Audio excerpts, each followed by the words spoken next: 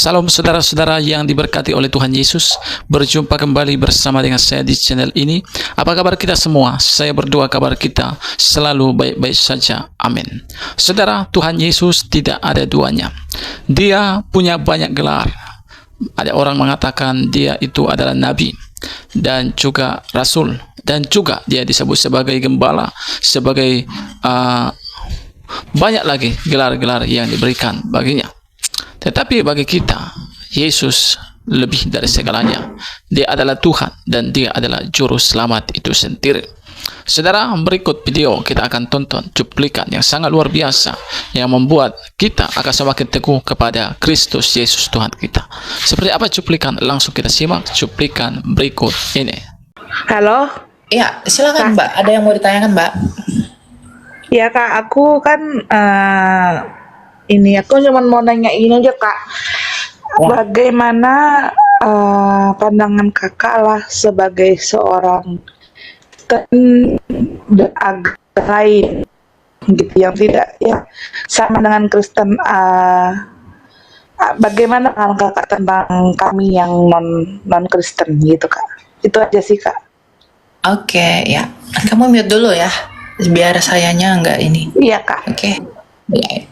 Nah, kalau kamu bertanya bagaimana pandangan kami orang Kristen tentang orang-orang yang di luar kekristenan, ya, tentu sebagaimana sabda Tuhan kami Yesus Kristus, dia mengatakan dalam Matius 28 ayat 19 bahwa kami harus pergi untuk memberitakan Injil kepada seluruh dunia.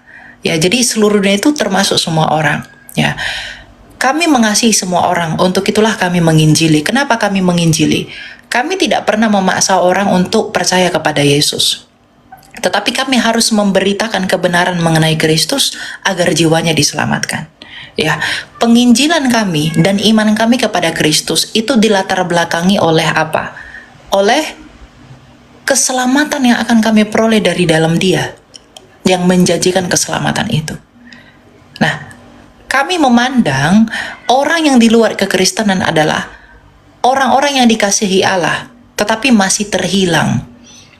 Ya, kenapa terhilang? Karena mereka belum diperdamaikan dengan Allah.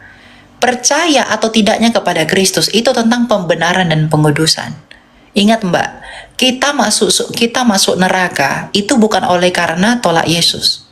Kita masuk neraka itu oleh karena dosa-dosa kita semua. Dosa kitalah yang membuat kita terlempar ke dalam neraka. Dosa kitalah yang membuat kita mengalami penderitaan.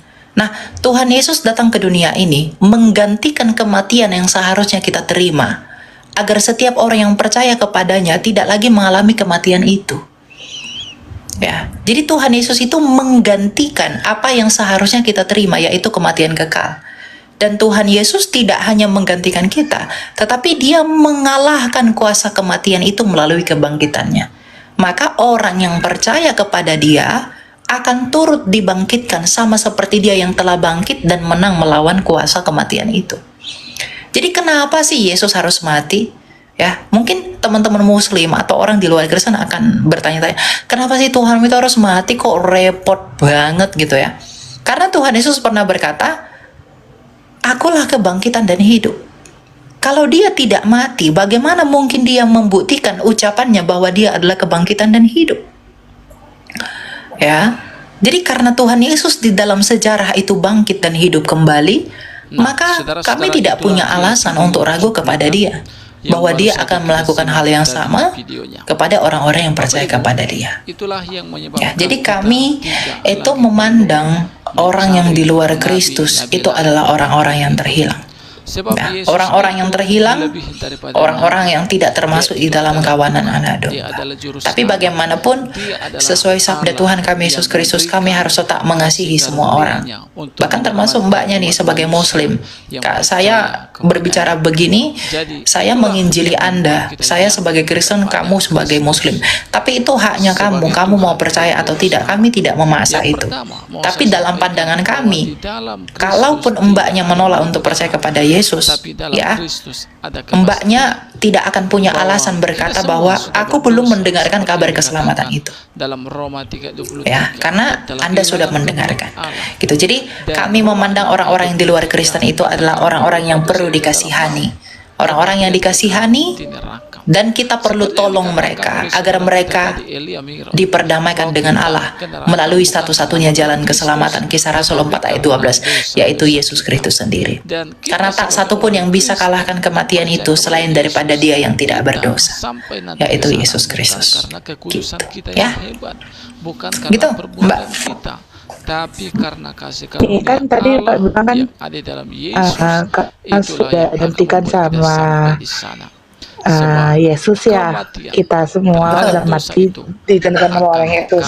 Jadi gimana kalau misalnya kan, kalau buat saya kan Mbak kan, kalau setiap orang Mas kan setiap orang Kristen kan pasti masuk surga.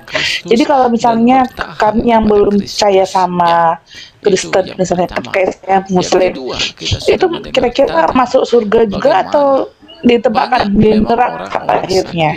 Tapi kami tidak percaya Yesus gitu. Saya kan percaya Yesus itu adalah seorang Isa ya, gitu Mbak. Mas. Ya. Oke. Bagaimana nasib kami orang yang tidak mau percaya kepada Yesus? Ya, dosa-dosa Anda akan membawa Anda ke neraka. Kami percaya kepada Yesus, maka dosa-dosa kami itu sudah dikalahkan oleh Yesus Kristus melalui kematian dan kebangkitannya. Dan orang yang tidak percaya kepada Yesus, maka dia tidak punya jalan untuk datang kepada Bapa. Maka dosa-dosanya akan membawa dia dan menyeret dia ke dalam perapian yang menyala-nyala. Karena dia tidak dikuduskan, dia tidak dibenarkan. Siapa sih manusia yang benar? Nggak ada, semua kita tuh orang berdosa. Tapi Yesus Kristus, dia tidak berdosa. Dan ketidakberdosaan dia itulah yang akan membenarkan kita sebagai orang yang tidak berdosa, sebagai orang yang berdosa untuk tidak berdosa melalui iman kepada dia. Ya. Jadi, kalau tidak mau percaya Yesus, bagaimana nasibnya? Dosa-dosanya akan membawa dia kepada alam maut. Tapi kalau kamu percaya Yesus, imanmu itu akan menuntun rohmu ke alam Firdaus. Karena kamu sudah punya tiket, yaitu Yesus Kristus sebagai kebenaran dan hidup. Gitu.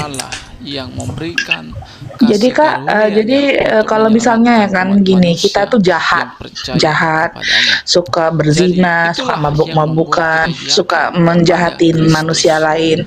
Tapi kita iman kita tuh percaya Yesus tuh kayak gimana? Itu masuk surga juga? Oh enggak, karena begini, percaya itu bukan sekedar percaya. Karena gini deh, kamu percaya nggak saya sembuh kalau saya nggak bisa jalan kaki? Nggak mungkin dong. Lihat ah? Bisa aja kan? Bukan ke situ. Kalau sakit ya? Poin yang mau saya tegaskan itu adalah bukti iman. Ya, jadi bukan kepada perbuatan itu bukannya sendiri. itu iman juga Kak, kalau kita percaya itu Tuhan itu bakalan menyembuhkan kita walaupun kita doing nothing, itu kan iman, bukan ya? Sekarang saya tanya, kamu percaya nggak air ini menghilangkan hausmu? Itulah yang akan membuat kita sampai Percaya? ke sana. Kalau kamu tidak minum air ini, apakah kamu dosa itu akan kalah, hausmu akan hilang? Yang menang atas saya kan ngomongin di sini dari kata-kata mukjizat Kak. Kalau Tuhan mau saya tidak haus, itu pasti tidak haus. Bukan. Saya tidak menyoroti itu mukjizat. yang pertama. Yang kedua, Saya tidak menyoroti mujizat. Mungkin Anda tidak menangkap ya. Orang-orang saat ini mengaku dirinya Kristen. Saya tidak akan saya tanya apakah mereka selamat dan masuk surga? Bentar. Ketika mereka Iya. nanti meninggalkan Mungkin Anda tidak menangkap maksud saya. Maksud saya begini. Kalau ada orang mengaku Kristen tapi dia jahat, artinya dia bukan Kristen, Mbak. Makanya saya katakan, kalau ada orang mengaku sembuh tetapi nggak bisa jalan kaki, artinya dia belum sembuh. Dia bohong. Nah, kalau ada orang mengaku Kristen tetapi perbuatannya itu seperti setan, artinya dia bohong, bukan Kristen. Karena Tuhan Yesus berkata bahwa Akulah pokok anggur yang benar, dan kamulah ranting-rantingnya. Dan setiap ranting yang tidak berbuah dengan benar, itu akan dibuang ke dalam api. Jadi kalau kita mengaku Kristen, dan kita adalah ranting-rantingnya Kristus, dan kita tidak punya buah-buah hidup yang baik, ya maka kita akan dibuang ke dalam api. Itu maksud saya. Ya jadi kalau ada orang ngaku Kristen, tapi selalu berbuat jahat, suka berzina, suka membunuh orang, suka fitnah, suka mencaci, dan dia tidak bertobat sampai dia mati, ya, artinya dia bukan Kristen. Ya. Dia tidak percaya. Karena kalau kamu percaya air ini menghilangkan hausmu, tapi kamu tidak minum, kamu tetap haus. Nah, kamu percaya Yesus adalah Tuhan, tapi kamu tidak menghidupi Yesus sebagai Tuhan, kamu tetap tidak selamat. Kamu tetap bukan Kristen. Karena iman tanpa perbuatan adalah mati. Yang dimaksudkan dalam frasa itu adalah iman tanpa bukti iman. Itu adalah mati. Gitu. Jadi kekristenan itu bukan sekedar kata-kata, tapi praktik hidup, ya, life changing, perubahan hidup. Karena kalau kita percaya sama kepada Kristus, ada perubahan di dalam hidup kita yang menjadi buah Roh Kudus itu sebagai meterai atas kita. Jadi kalau ada orang percaya Yesus, dosanya segini. Sebelum percaya Yesus segini. Ya, setelah percaya Yesus, dosanya jadi segini. Artinya ada progres. Orang-orang itu selamat. Tapi kalau percaya Yesus begini, sampai mati, setelah percaya Yesus tetap begitu, tidak selamat. Kenapa? Tidak ada buah dari imannya, itu berarti dia bohong. Gitu ya. Jadi bukan iman itu bukan sekedar ucapan, tapi bukti. Gitu. Oke Kak, makasih banyak ya Kak ya. Oke ya, gitu ya. Jadi oke ya. Silakan muat. Yang menang atas maut yang dikatakan dosa. Nah, saudara-saudara, Halo? Itulah yang membuat kita bangga kepada Kristus dan bertahan kepada Kristus. Ya, Halo? Itu yang pertama. Ya silakan, ada yang mau kamu tanyakan? Kita sudah mendengar tadi bagaimana banyak memang orang-orang saat ini mengaku dirinya Kristen. Tunggu. Tetapi apakah Berapa lama lagi saya harus menunggu? Dan masuk surga ketika mereka Adakah 1.300 tahun atau 700 tahun? Kalau mereka masih hidup dalam dosanya? Tentunya tidak. Karena Efesus 2 ayat 10 berkata, ketika kita sudah diselamatkan oleh kasih karunia Tuhan, dalam kepercayaan umat Kristen itu apakah itu yang Nabi Muhammad itu ada? Jadi kita kita tidak percaya Nabi Muhammad. Kita kepada Yesus lewat Umat Kristen tidak percaya itu. hidup kita. Karena syarat Nabi itu yang pertama harus dari Israel. Nabi Muhammad bukan dari Israel. Yang kedua, Nabi itu harus ditabiskan dengan 2 saksi. Nabi Muhammad siapa yang menabiskan? Jadi kiranya video ini mengedukasi dan itulah alasan kenapa kita tidak menerima dia sebagai Nabi. Tuhan memberkati kita. Salam dan sampai jumpa di video selanjutnya.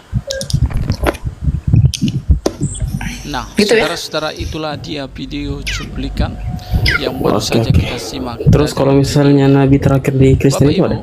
Itulah yang Yesus adalah Nabi terakhir. Tidak lagi perlu mencari. Yesus punya 3 gelar. Hal itu. Yesus punya 3 gelar. Dia adalah imam dari jalur Melkisedek, karena kan Yesus adalah Mesias. Nah, Mesias itu artinya yang diurapi, dan yang diurapi itu ada 3. Imam itu diurapi, raja itu diurapi, nabi itu diurapi. Nah, Yesus adalah nabi yang diurapi, tipologi Musa. Yesus adalah raja yang diurapi, keturunan Daud dari Yehuda, dan Yesus adalah imam yang diurapi dari jalurnya Melkisedek.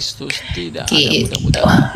Tapi dalam Kristus ada kepastian bahwa kita semua sudah gitu ya. berdosa seperti yang dikatakan dalam Roma 3:23 dan telah kehilangan gitu. Oke. Nah, saudara-saudara, itulah dia video cuplikan yang baru saja kita simak tadi videonya. Bapak Ibu, itulah yang menyebabkan kita tidak lagi perlu mencari nabi-nabi lain tentang hal itu. Sebab Yesus itu lebih daripada nabi. Dia itu adalah Tuhan, dia adalah juru selamat, dia adalah Allah yang memberikan kasih karunia-Nya untuk menyelamatkan umat manusia yang percaya kepadanya. Jadi itulah yang membuat kita yakin kepada Kristus sebagai Tuhan dan juru selamat. Yang pertama mau saya sampaikan bahwa di dalam Kristus tidak ada mudah-mudahan, tapi dalam Kristus ada kepastian bahwa kita semua sudah berdosa seperti yang dikatakan dalam Roma 3:23, dan telah kehilangan kemuliaan Allah. Dan Roma 6 ayat 23 dikatakan bahwa upah dosa itu adalah maut, kematian kekal di neraka. Seperti yang dikatakan oleh saudara kita tadi, Elia Miron, bahwa kita ke neraka bukan karena menolak Kristus, tetapi karena dosa-dosa kita. Dan kita sebagai orang Kristen yang percaya kepada Yesus, kita sampai nanti ke sana bukan karena kekudusan kita yang hebat, bukan karena perbuatan kita, tapi karena kasih karunia Allah yang ada dalam Yesus. Itulah yang akan membuat kita sampai di sana. Sebab kematian terhadap dosa itu akan kalah terhadap Kristus yang menang atas maut yang dikatakan dosa. Nah, saudara-saudara, itulah yang membuat kita bangga kepada Kristus dan bertahan kepada Kristus, ya. Itu yang pertama. Yang kedua, kita sudah mendengar tadi bagaimana banyak memang orang-orang saat ini mengaku dirinya Kristen, tetapi apakah mereka selamat dan masuk surga ketika mereka nanti meninggalkan dunia? Kalau mereka masih hidup dalam dosanya, tentunya tidak. Karena Efesus 2 ayat 10 berkata, ketika kita sudah diselamatkan oleh kasih karunia Tuhan, maka kita wajib berbuat baik. Itu yang betul. Jadi kita buktikan iman percaya kita kepada Yesus lewat tindakan perubahan hidup kita, lewat kasih kita, lewat buah-buah pertobatan. Itulah yang dikatakan iman yang disertai dengan tindakan. Itulah iman yang akan menyelamatkan saudara dan juga saya. Jadi kiranya video ini mengedukasi dan menambah wawasan bagi kita dan memberkati kita semua. Tuhan memberkati kita. Shalom dan sampai jumpa di video selanjutnya.